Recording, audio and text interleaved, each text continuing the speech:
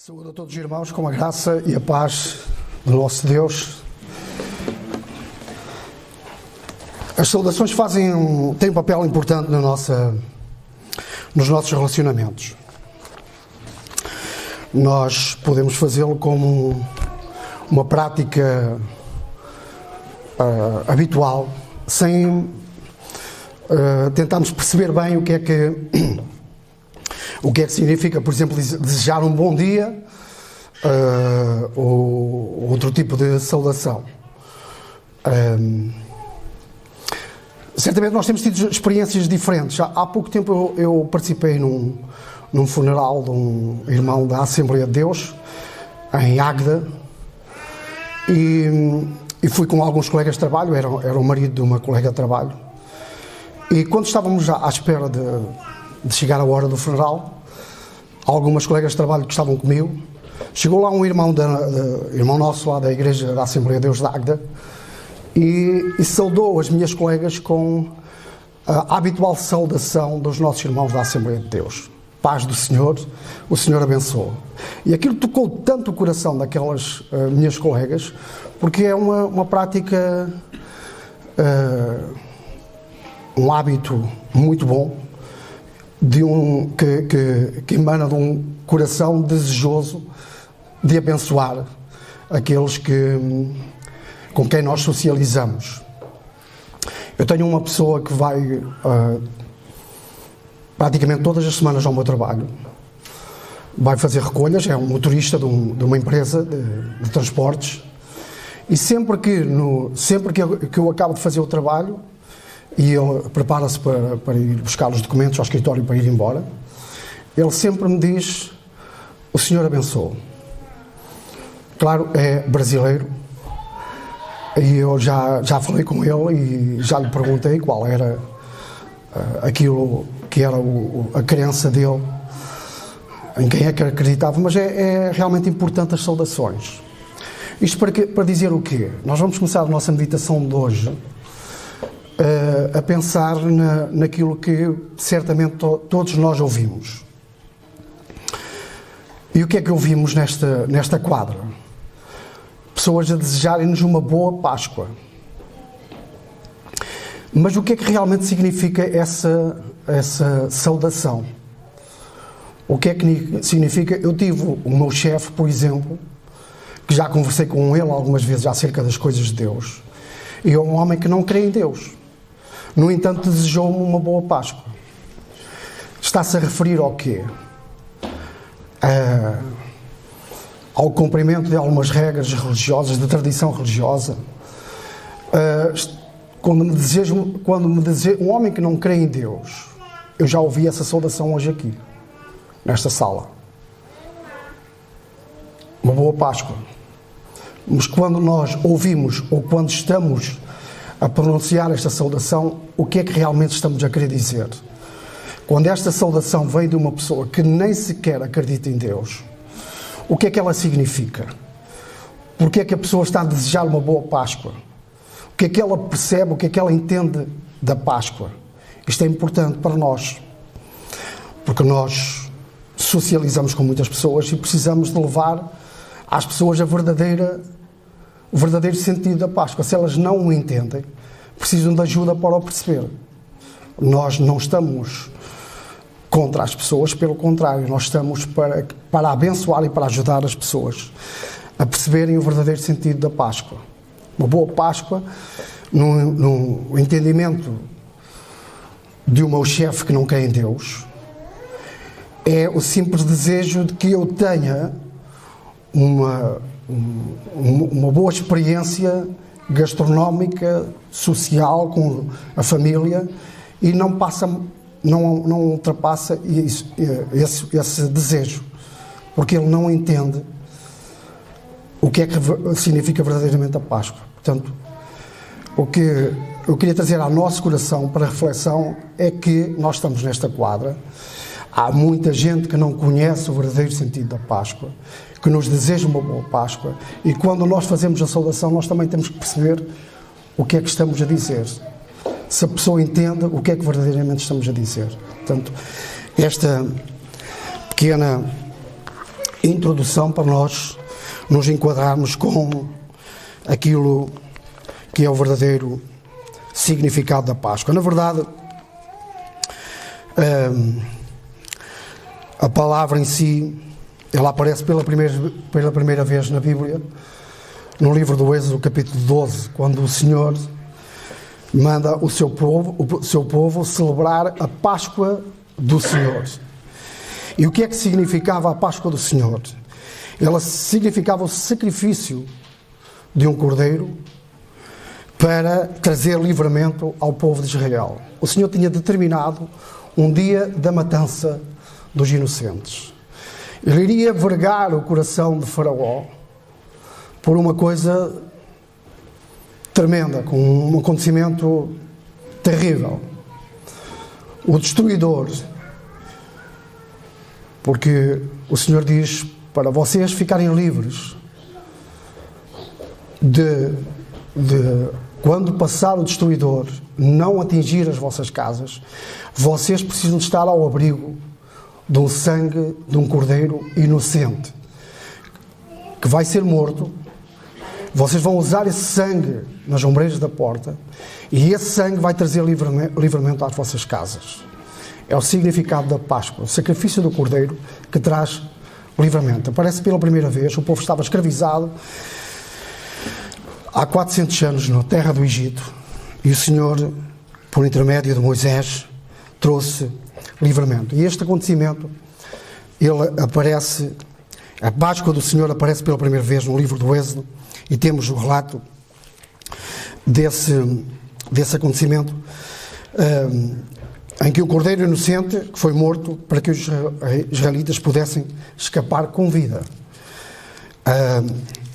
Eles estavam nesse momento ao abrigo do sangue desse cordeiro. E quando passou o destruidor, ele viu a casa dos israelitas, tinham as suas ombreiras da porta, estavam pintadas com o sangue do cordeiro. E por isso eles escaparam com vida. E então o Senhor trouxe o livramento à nação de Israel. Na verdade, o cordeiro do Egito, o cordeiro que foi morto no Egito, é simplesmente uma figura simbólica e imperfeita que aponta para o mais extraordinário de todos os acontecimentos na história da humanidade.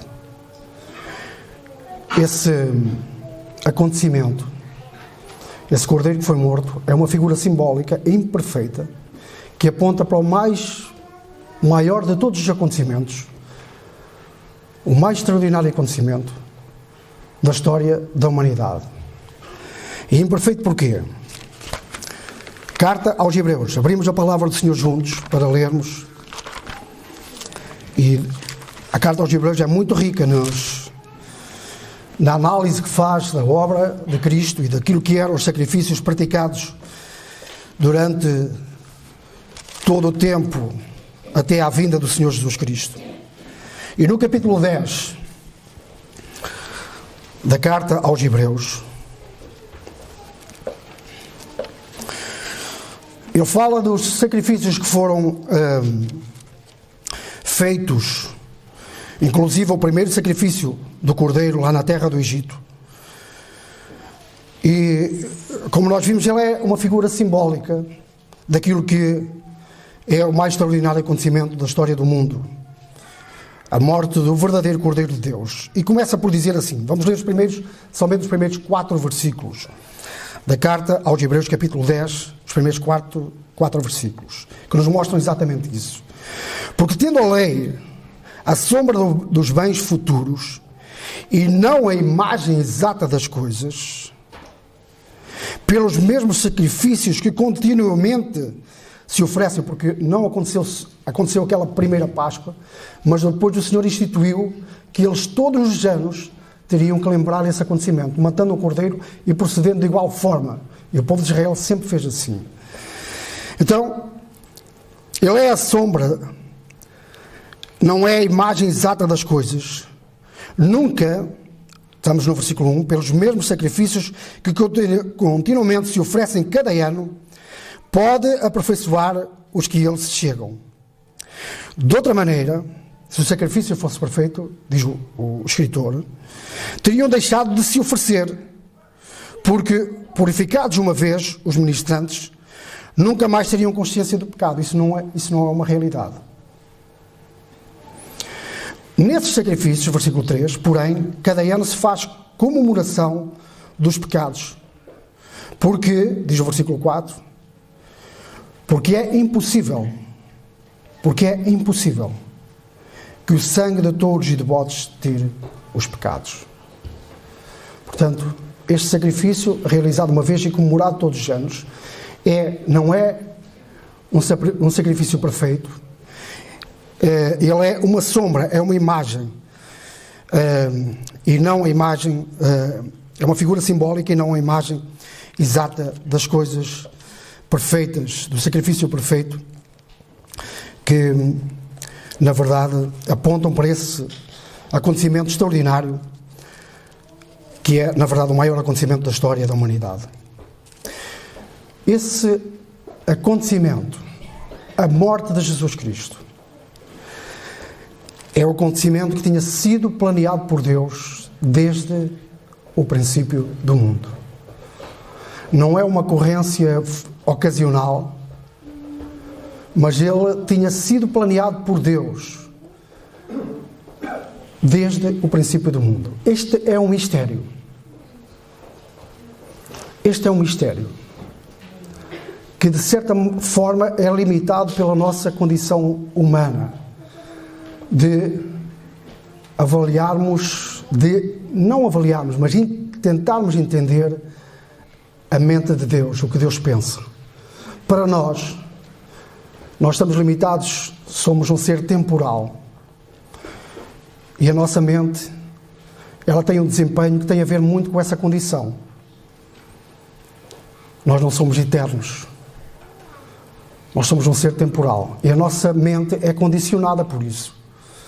E para nós entendermos que Deus, antes da ocorrência do pecado, Ele já tinha pensado a salvação. Isto é uma dimensão do conhecimento de Deus que é inatingível pela mente humana. Mas a palavra de Deus diz que o acontecimento, esse acontecimento extraordinário, que iria ocorrer no tempo em que Deus determinou, Deus tinha planeado esse acontecimento antes do mundo existir. O livro do Apocalipse, vamos confirmar por o que estamos a dizer pela palavra de Deus. As nossas palavras só fazem sentido se elas forem. Livro do Apocalipse, capítulo 13, a última parte do versículo 8. Capítulo 13 do livro do Apocalipse.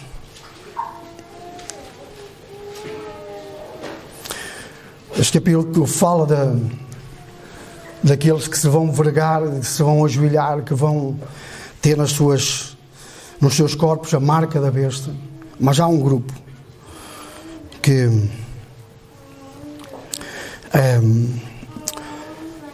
não vai ter essa marca. Não vamos tratar do assunto agora, não é o nosso propósito, mas a última parte deste versículo, vamos ler o versículo todo, mas vamos centrar-nos na última parte do versículo. Diz que adoraram-na todos que habitam sobre a terra, esses cujos nomes não estão escritos no livro da vida do Cordeiro, que foi morto desde a fundação do mundo. Então, esse acontecimento, esse evento, ele foi planeado por Deus, diz-nos, desde a fundação do mundo. Paulo escreve aos Colossenses e diz que Cristo, ou melhor, aos Gálatas, e diz que Cristo, nossa Páscoa, ele foi sacrificado por nós. Cristo, nossa Páscoa, foi sacrificado por nós. Então estamos a considerar o maior acontecimento da história da humanidade, um acontecimento marcante.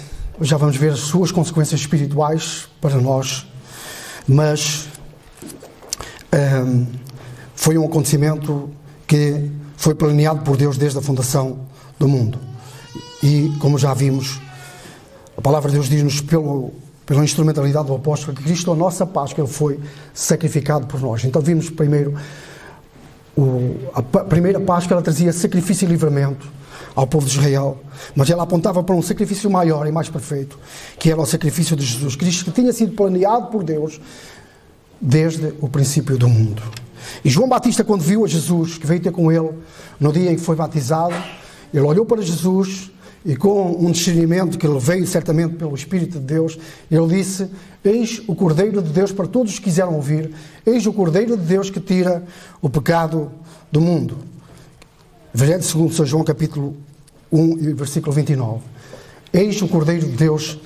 João Batista identificou a Jesus Cristo como o Cordeiro de Deus que tira o pecado do mundo. Já vimos que o sangue, quando lemos lá na carta aos Hebreus, que o sangue de touros e de bodes não pode tirar os pecados. Mas João Batista identifica a Jesus como sendo o Cordeiro de Deus que tira o pecado do mundo. Por isso os sacrifícios eram imperfeitos, o sacrifício de Cristo é perfeito e permanente. Ele tira o pecado daqueles que nele confiam para a salvação. Eis o Cordeiro de Deus que tira o pecado do mundo. Ainda na carta aos Hebreus, capítulo 10, vamos ler agora, a partir do versículo 5. Então, até ao 4 nós terminámos o versículo 4 lendo, porque é impossível que o sangue de touros e bodes tire pecados. Por isso, por essa razão, entrando no mundo quem? Jesus Cristo, o Filho de Deus, o Deus encarnado, feito homem. Deus, Ele viveu no nosso meio, na pessoa de Jesus Cristo. Então, entrando no mundo, diz: sacrifício e oferta não quiseste, mas corpo me preparaste. Ele tomou a forma humana, humilhou-se na sua condição. Deus, desde o princípio de todas as coisas, ele tomou a forma humana. Corpo me preparaste. Holocausto e oblações pelo pecado não te agradaram. Isto é tudo aquilo que tinha sido feito até ali. Então disse: eis aqui venho, no princípio do livro está escrito de mim, para fazer, ó Deus, a tua vontade. Eis que aqui venho, são palavras que nós temos aqui, estamos a ler, que estão na oração que o Senhor fez, já em agonia, naquele lugar, quando se preparava para entregar a sua vida à morte. Senhor, faça-se a tua vontade e não a minha. E o propósito, quando ele veio ao mundo, foi fazer a vontade do Pai. Está escrito de mim: eis-me aqui para fazer, ó Deus, a tua vontade. Como acima diz: sacrifício e oferta e holocaustos e oblações pelo pecado não quiseste, nem te agradaram, os quais se oferecem segundo a lei. Então disse: eis aqui venho para fazer, ó Deus, a tua vontade. Tira o primeiro para estabelecer o segundo. Primeira, esta aliança permanente, eterna, é uma nova aliança. Tira o primeiro para estabelecer o segundo, na qual vontade temos sido santificados pela oblação do corpo de Jesus Cristo, feito uma vez. Assim, todo o sacerdote aparece cada dia ministrando e oferecendo muitas vezes os mesmos sacrifícios que nunca podem tirar pecados. Mas este, Jesus Cristo, havendo oferecido para sempre um único sacrifício pelos pecados, está assentado à destra de Deus. Deus o exaltou soberanamente, temos noutra parte da Escritura, e lhe deu um nome que está acima de todo o nome, para que ao nome de Jesus se dobre todo o joelho e toda a língua confesse, dos que estão, todo o joelho que se dobre, dos que estão na terra, dos que estão no céu, dos que estão debaixo da terra. Todos se hão de vergar à majestade de Jesus Cristo. Então, muitas vezes, assim todo o sacerdote aparece cada dia ministrando, oferecendo muitas vezes os mesmos sacrifícios que nunca podem tirar pecados. Mas este oferecendo para sempre o único sacrifício pelos pecados, está sentado à destra de Deus, daqui em diante, esperando até que os seus inimigos sejam postos por escabelo dos seus pés. Porque com uma só oblação, com um só sacrifício da sua própria vida, ele aperfeiçoou para sempre os que são santificados. E também o Espírito Santo nulo testifica, porque depois de haver dito: esta é a aliança que farei com eles depois daqueles dias, diz o Senhor.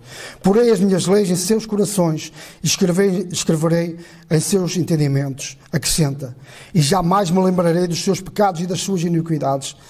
Ora, onde há remissão destes, não há mais oblação pelo pecado. Portanto, o sacrifício perfeito, como nós vemos pela leitura que fazemos, bem clara daquilo que é o ministério da obra de Cristo nas nossas vidas, salvando as nossas vidas, perdoando os nossos pecados. E diz-nos aqui que nunca mais se lembra dos nossos pecados. Diz-nos a palavra que Ele lançou os nossos pecados no mar do seu esquecimento. Somos salvos por Jesus Cristo, o verdadeiro Cordeiro de Deus, que no tempo, por isso é o maior acontecimento da história da humanidade, porque Ele muda a sorte da humanidade. Nós caminhávamos para a perdição, fomos salvos por Jesus Cristo e vamos viver com Ele para todo sempre. Já vamos ver também isso. Então, isto tudo devido à vontade de Deus, ao plano de Deus e à obediência de Jesus Cristo, cumprindo esse plano. Eis-me aqui, ó Deus, para fazer a tua vontade. Jesus Cristo é o Cordeiro que foi morto e com o seu sangue salva o pecador, livrando da morte. A oblação perfeita. Ele, Jesus Cristo, é o Cordeiro que foi morto e com o seu sangue salva o pecador. Ele também é o pastor que cuida. Jesus Cristo em si mesmo, Ele cumpre todo o plano de Deus que visa a salvação das nossas almas. Ele é o Cordeiro que foi morto e com o seu sangue salva o pecador, livrando da morte. Ele é o pastor que cuida. Ele é o Rei que governa as nossas vidas. Ele é o Senhor que tem soberania sobre a nossa vida. Somos servos do Senhor, devemos portar-nos como tal também. Portar-nos como tal. Porque o Senhor diz na sua palavra: nem todo o que me diz Senhor, Senhor entrará no reino dos céus, mas é aquele que faz a vontade de meu Pai que está nos céus. Isto é coisa séria. Isto é coisa séria. Fazer a vontade de Deus, porque o Senhor fez a vontade do Pai. Nós somos servos do Senhor, devemos fazer a vontade do Senhor, ler a sua palavra e obedecer à sua palavra. Ele é o Senhor que tem soberania. Ele é o sacerdote que intercede. Em si mesmo, Jesus reúne todos os atributos que nós conhecemos pela palavra de Deus. E Ele é que intercede por nós diante de Deus. Se não fosse isso, nós já estaríamos consumidos pelo nosso desvaneio muitas vezes, pela nossa displicência, pela nossa falta de zelo. Mas o Senhor é misericordioso e intercede por nós e cuida de nós. Ele é o pastor que cuida de nós. Jesus Cristo é a execução e a consumação da prova do amor de Deus. A morte de Jesus é a consumação e a prova do amor de Deus. Carta de Paulo aos Romanos, capítulo 5, versículo 8, diz que Deus prova o seu amor para connosco. Falamos da morte de Cristo, o nosso irmão Daniel já falou, nós estamos a falar da morte de Cristo. A palavra de Deus diz-nos que Deus prova. Deus não diz só que nos ama. Deus prova o seu amor para connosco. Nós falamos uns com os outros e dizemos que nos amamos uns aos outros. As nossas palavras têm o valor que têm. Se elas não forem traduzidas em atos de amor, palavras,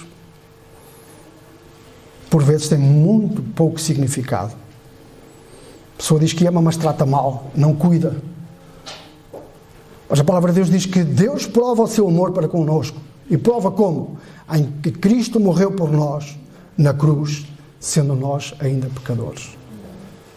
Nós já éramos inimigos de Deus. Deus manda-nos amar os nossos inimigos. Na sua palavra. É coisa difícil. Há pouco tempo estava no meu percurso de casa a trabalho e estava a pensar nisso.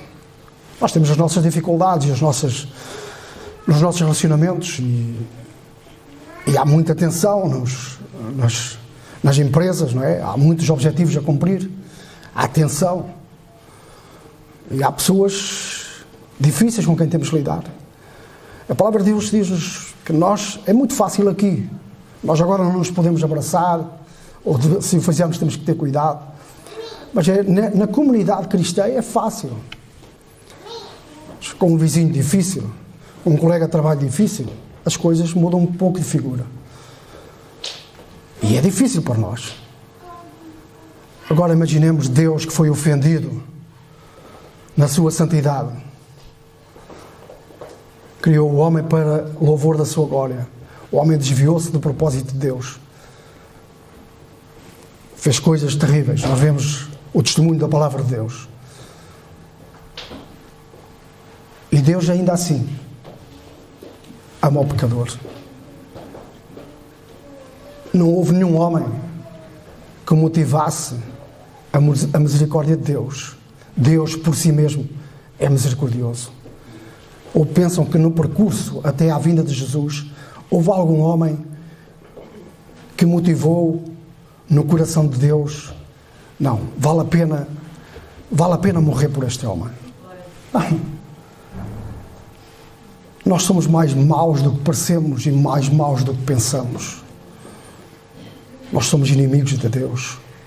Se fomos reconciliados com Deus, aqueles que estão salvos pelo sangue de Jesus, e Deus diz, agora já não és inimigo, mas tornaste-te amigo. Eu recebo-te como uma pessoa da família. Diz que Jesus não tem vergonha de nos chamar irmãos. Isso é uma coisa extraordinária. O Deus dos céus e da terra, tratar-nos assim é uma coisa extraordinária. Que nós não podemos nem devemos deixar de dar graças a Deus. Deus prova o seu amor para connosco em que Cristo morreu por nós. É a expressão e a consumação, a prova do amor de Deus, a morte de Jesus Cristo. O versículo 16 diz que Deus amou o mundo. Deus amou o mundo de tal maneira que deu o seu Filho unigênito, para que todo aquele que nele crê não se perca, mas tenha a vida eterna. Deus estende a mão, Deus abre a porta. Abre a porta da sua casa. Porque Jesus diz aos seus discípulos, na casa do meu Pai há muitas moradas. Se não fosse assim, eu não vos teria dito, eu vou preparar-vos lugar. E quando eu for e vos preparar lugar, eu virei novamente para vos buscar e vos levar para mim.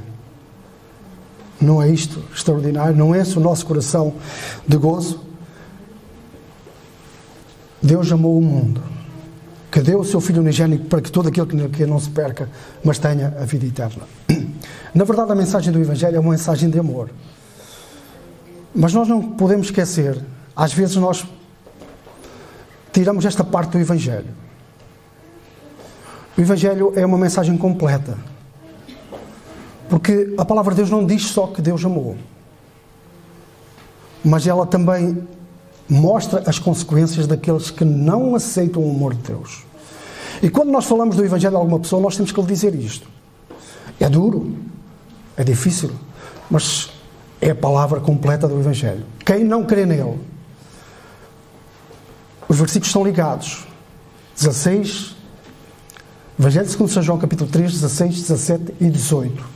Eles transmitem uma mensagem que vem do coração de Deus. Eles dizem ao homem, Deus ama o pecador, amou o mundo e deu-lhe Jesus Cristo. E quem crer nele tem a salvação da sua alma. Mas quem não crer, diz a palavra de Deus, já está condenado. O pecador precisa de ser avisado que se rejeitar a mensagem de Deus, está condenado. Se ninguém lhe disser isso, está a enganá-lo. Se nós não dissermos às pessoas, se rejeitarem o amor de Deus, estão condenadas, nós estamos a enganar as pessoas. Porque elas vão viver o percurso da vida, não se vão importar muito, vão ficar tranquilas.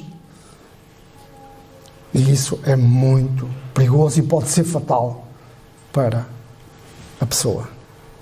Nós temos que dizer, Deus ama-te, quer-te salvar. Se tu aceitares, vais gozar de tudo aquilo que está escrito na palavra de Deus. Mas se rejeitares, esta é a mensagem completa do Evangelho. Se rejeitares, estás condenado. Não vais ser condenado, já estás condenado. Esta é a mensagem completa.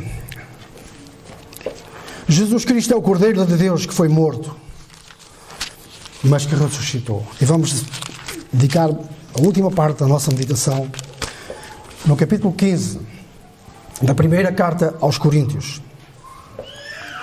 Capítulo 15 da primeira carta aos Coríntios. Cristo ressuscitou. Glória a Deus por isso. E o povo de Deus diz, amém, amém. Cristo ressuscitou.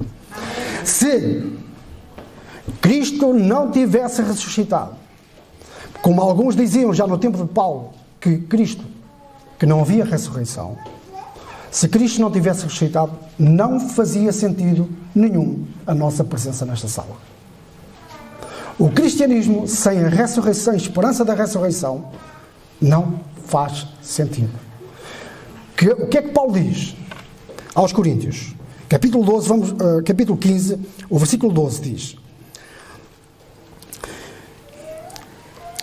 ou melhor, o versículo 12, sim, diz, ora, se prega que Cristo ressuscitou dentre os mortos, como dizem alguns dentre vós que não há ressurreição de mortos.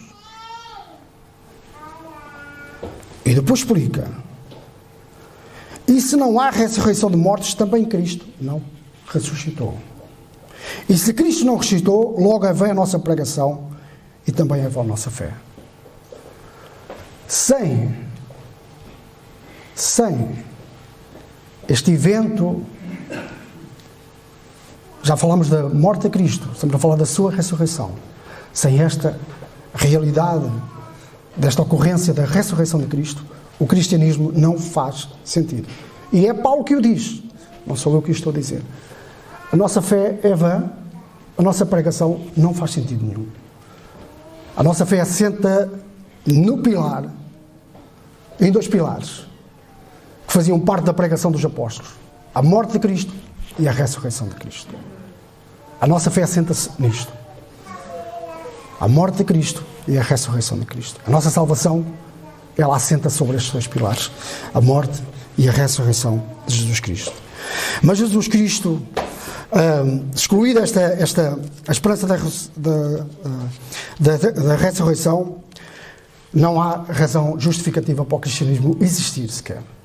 Portanto, já vimos isso nestes versículos explicados por Paulo. Jesus Cristo, na verdade, morreu. Então estamos nesta parte do capítulo 15. Os primeiros 4 versículos deste capítulo diz: também vos notifico, irmãos, o Evangelho que já vos tenho anunciado. E que Evangelho é esse? O qual também recebeste e no qual também permaneceis, e pelo qual também sois salvos, se o retiveres tal como vos tenho anunciado, se é que não crestes em vão. Porque primeiramente vos entreguei o que também recebi, que Cristo morreu pelos nossos pecados, segundo as Escrituras, e que foi sepultado e que ressuscitou ao terceiro dia, segundo as Escrituras. Cristo morreu pelos nossos pecados, segundo as Escrituras. Quer dizer, para quem às vezes nós não nos damos ao trabalho de conferir isso, mas no dia em que Jesus morreu, só nesse dia, cumpriram-se 33 profecias acerca da vida e da morte de Cristo. Desde todo aquele julgamento, as suas vestes serem... nós conhecemos os mais, vamos dizer, as profecias mais conhecidas, que têm a ver com o sorteio das suas vestes, o seu lado despassado, o desprezo que ele sentiu, os seus ossos não foram partidos, ao contrário dos dois executados, que foram 2 homens que foram executados ao seu lado, as suas pernas foram partidas, as do Senhor Jesus não foram partidas, mas nesse dia cumpriram-se 33 profecias acerca da morte do Senhor Jesus. Mas Jesus, na verdade, ressuscitou. Paulo escreve aqui acerca desse assunto. A ressurreição de Jesus Cristo é o facto mais importante e mais bem firmado de toda a história. Pode parecer que é uma coisa só porque nós cremos na palavra de Deus e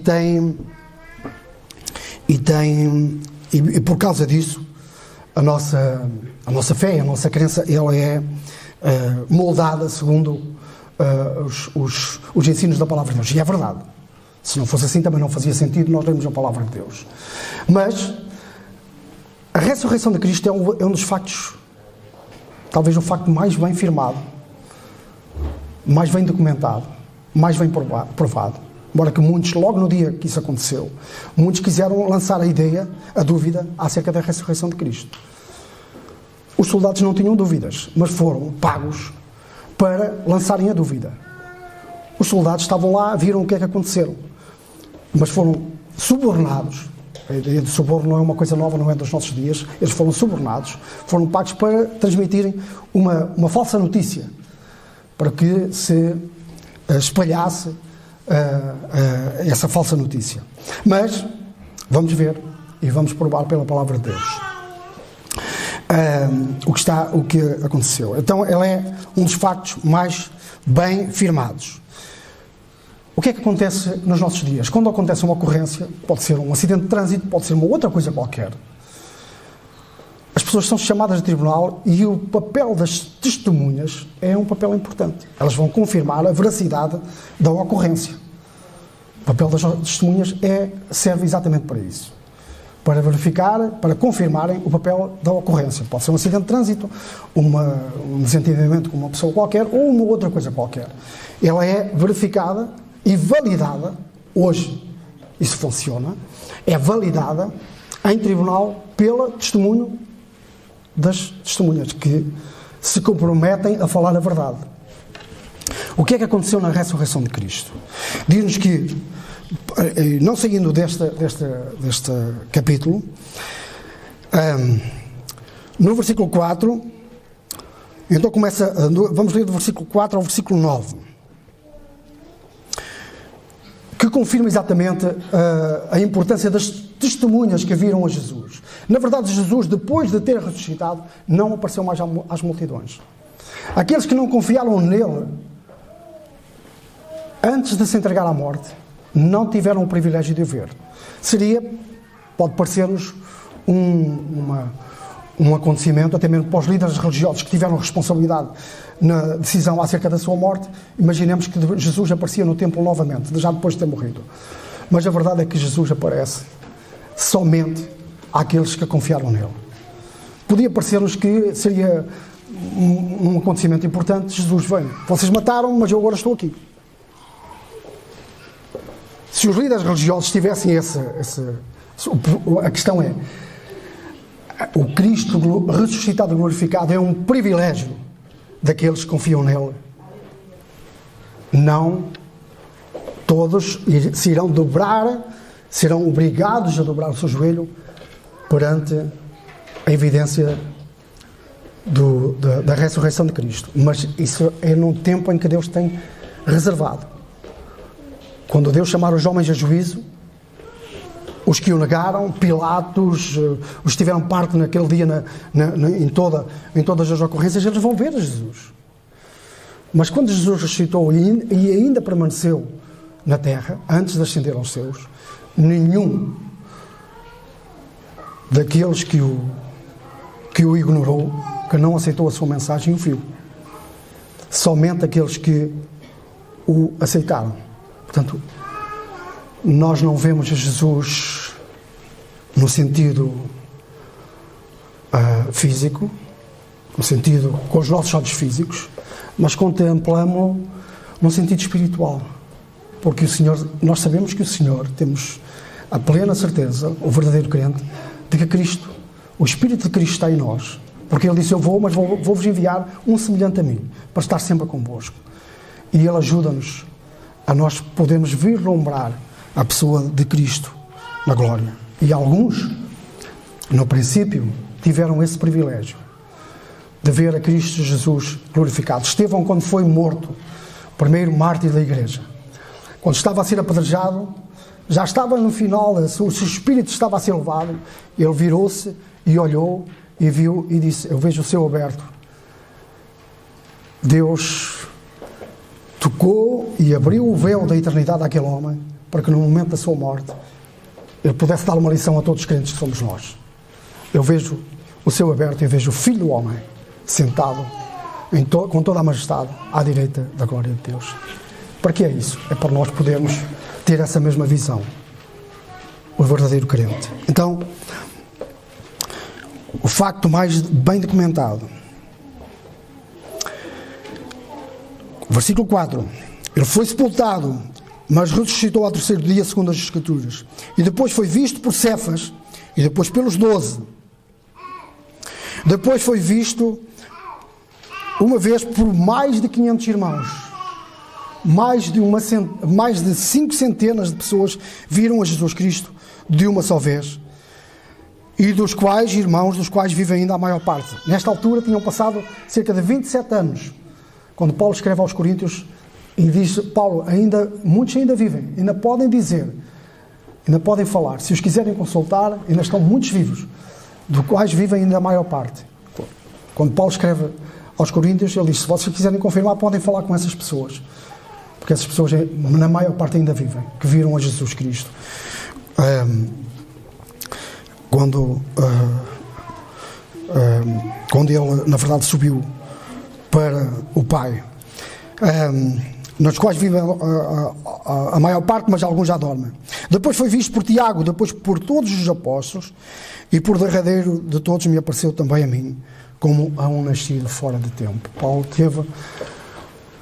não participou naqueles momentos. O Senhor subiu.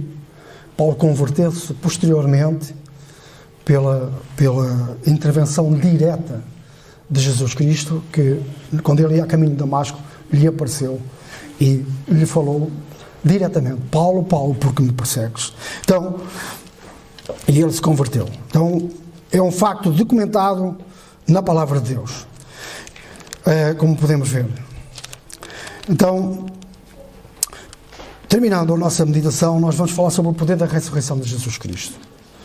Versículo 20 a 28. O poder da ressurreição de Jesus Cristo. Depois de falar acerca daquilo que era a negação da ressurreição, Paulo começa esta parte dizendo, mas de facto Cristo ressuscitou dentre os mortos e foi feito as primícias dos que dormem. Porque assim como a morte veio por um homem, também a ressurreição dos mortos veio por um homem, Jesus Cristo. Porque assim como todos morrem em Adão, assim também todos serão vivificados em Cristo. Mas cada um por sua ordem. Cristo, as primícias, depois os que são de Cristo na sua vinda. Depois virá o fim, quando tiver entregado o reino de Deus ao Pai e quando houver aniquilado todo o império e toda a potestade e toda a força. Porque convém que reine até que haja posto todos os seus inimigos por cabelo dos seus pés. Ora, o último inimigo que há de ser aniquilado é a morte, porque todas as coisas estão sujeitas debaixo dos seus pés. Mas quando diz que todas as coisas estão sujeitas, claro está que se excetua aquele que lhe sujeitou todas as coisas. E todas essas coisas lhe estiveram sujeitas, e quando todas essas coisas lhe estiverem sujeitas, então também o mesmo Filho se sujeitará àquele que todas as coisas lhe sujeitou, para que Deus seja tudo em todos. O poder da ressurreição de Cristo. Cristo, as primícias, o primeiro da ressurreição, e todos os outros, com confiança, nós marchamos também para esse dia glorioso em que Jesus vai ressuscitar e transformar o nosso corpo. Como será? Como é que será? Versículo 35. Como é que será a ressurreição? Mas alguém dirá, como ressuscitarão os mortos? E em que corpo virão? Uma pergunta legítima. Como é que vai ser? Como é que vai acontecer? como é que nós vamos ser? E a palavra de Deus responde por instrumentalidade. Insensato. O que tu semeias não é vivificado se primeiro não morrer. Então, usar aqui uma alegoria para nós tentarmos perceber como é que funciona, como é que se vai realizar a ressurreição, que é assente nas primícias da pessoa de Jesus Cristo. E quando semeias, versículo 37, não semeias o corpo que há de nascer, mas o simples grão, como de trigo, ou de qualquer outra semente. Mas Deus dá-lhe o corpo como quer, e a cada semente o seu próprio corpo. Nem toda a carne é a mesma carne, mas uma é a carne dos homens, outra é a carne dos animais, e outra dos peixes, e outra a das aves. E há corpos celestes e corpos terrestres. Mas uma é a glória dos celestes e outra dos terrestres. Uma é a glória do sol, outra a glória da lua e outra a glória das estrelas. Porque uma estrela difere de glória de outra estrela. Assim também a ressurreição dentre os mortos, semeia-se o corpo em corrupção, ressuscitará em corrupção. Como é que será? Paulo sim, ao escrever aos Coríntios, está-nos a ensinar como é que as coisas vão acontecer. O nosso corpo de corrupção, que se deteriora, ele é semeado como um grão na terra, e quando ressuscitar pelo poder de Cristo, vai ser totalmente diferente, semelhante ao corpo do Senhor. Semeia-se corpo de corrupção, ressuscitará em corrupção. Semeia-se ignomínia ou vergonha, ressuscitará em glória. Semeia-se em fraqueza, ressuscitará em vigor. Semeia-se corpo natural, ressuscitará corpo espiritual, porque há corpo natural e há também corpo espiritual. Assim está também escrito: o primeiro homem, Adão, foi feito alma vivente, o último Adão em espírito vivificante, Jesus Cristo. Mas não é o primeiro o espiritual, senão o natural, depois o espiritual. O primeiro homem da terra é terreno, o segundo homem, o Senhor, é do céu. Qual o terreno são também os terrestres, e qual os celestiais tais também os celestiais. E assim como trouxemos a imagem do terreno, assim traremos também a imagem do celestial. E agora digo isto, irmãos, que a carne e o sangue não podem herdar o reino de Deus, nem a corrupção herdar a incorrupção. Como é que será? Deus irá operar, por meio de Jesus Cristo, uma transformação tal que nos permitirá, Ele nos revestirá de um corpo semelhante ao Senhor para podermos entrar na sua glória. Porque este corpo que nós temos não pode herdar o reino dos céus, mas um corpo transformado sim. Quando é que será? Versículo 52. Ou melhor, o versículo 51. Eis que vos digo um mistério. Na verdade, nem todos dormiremos, mas todos seremos transformados. Este assunto é explicado melhor na carta de Paulo aos Tessalonicenses. Não temos tempo, mas creio que os irmãos também conhecem. Quando é que será? Versículo 52. No momento, num abrir e fechar de olhos, ante a última trombeta, porque a trombeta soará, e os mortos ressuscitarão incorruptíveis, e nós seremos transformados. O dia e a hora não sabemos, mas sabemos que soará a trombeta de Deus. Deus tem planeado esse dia em que a trombeta de Deus soará e os mortos ressuscitarão incorruptíveis, e nós, os que estivermos vivos, seremos transformados. Porque convém que isto que é corruptível se revista da incorruptibilidade, e que isto que é mortal se revista da imortalidade. Portanto, o nosso corpo sujeito à morte irá, se não acontecer essa ocorrência connosco, e entretanto Cristo voltar, nós iremos ser transformados, revestidos da imortalidade, para estarmos para sempre com o Senhor. Uma coisa gloriosa, devido à morte de Cristo. E quando isto que é corruptível se revestir da incorruptibilidade, isto que é mortal se revestir da imortalidade, então cumprir-se a palavra que está escrita: a morte já não mais tem efeito sobre o nosso corpo, porque ela foi vencida. Quando se cumprir este dia, diz-nos a palavra Então se cumprirá a palavra que está escrita: tragada foi a morte na vitória. Onde está a morte, o teu aguilhão, e onde está o inferno, a tua vitória? Ora, o aguilhão da morte é o pecado, e a força do pecado é a lei. Mas graças a Deus que nos dá a vitória por meio de Cristo Jesus. Nós terminaria só com este pensamento do último versículo. Como andar até chegar esse dia? O apóstolo termina dizendo: portanto, meus amados irmãos, sede firmes e constantes e sempre abundantes na obra do Senhor, sabendo que o vosso trabalho não é vão no Senhor. Desejemos uma boa Páscoa às pessoas e falemos desta mensagem, para que eles percebam o que é que significa esta saudação. Uma boa Páscoa para todos os irmãos. Isto mesmo é dizer que o Senhor traga a salvação ao nosso meio, a este lugar e à nossa terra, para que todos aqueles que convivem connosco, e alguns estão na nossa família, estão perdidos, vão para o inferno, se não se arrependerem, mas que nós saibamos levar o nosso bolinho, o nosso mimo, se o quisermos fazer, levemos, não há mal nenhum nisso, mas levemos a mensagem, a coisa mais preciosa da salvação por meio de Jesus Cristo, o Salvador. Temos que levar o Salvador até a casa das pessoas, para que eles o possam abrir a porta do seu coração e recebê-lo. Que o Senhor abençoe a sua palavra nos nossos corações.